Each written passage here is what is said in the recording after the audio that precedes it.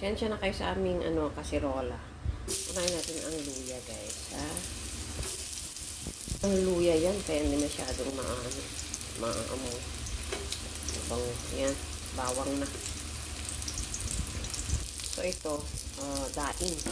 Daing ng Chinese. Ipulito-pulito natin ng konti. Kaya kung maalat yan o ano.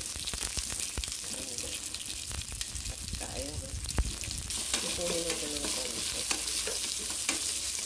Sa isang banda, lagyan natin ang ating sibuyas para ang gusto. Next natin yung buto-buto. Ayan. Lagyan natin siya ng konti. So yan guys, lagyan natin siya ng pampalasa, asukal at paminta. Lagyan natin siya. Nukos-nukos.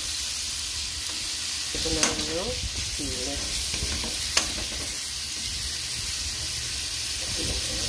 Ayun.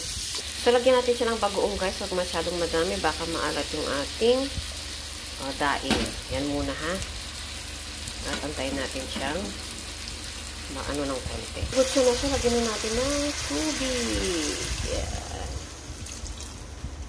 So, yan. Tinikman ko wala siyang lasa. So, dagdagan natin ng bagoong.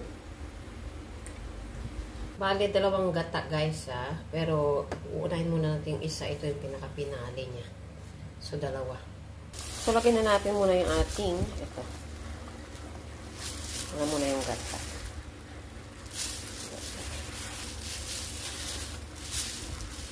Yan natin siyang malunod guys. Yan.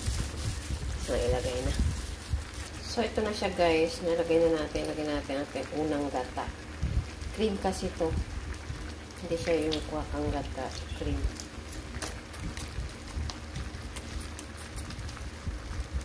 So, hayaan muna natin siya dyan, guys. Hanggang siya ay maluto. Okay? Balikan natin mamaya, ha?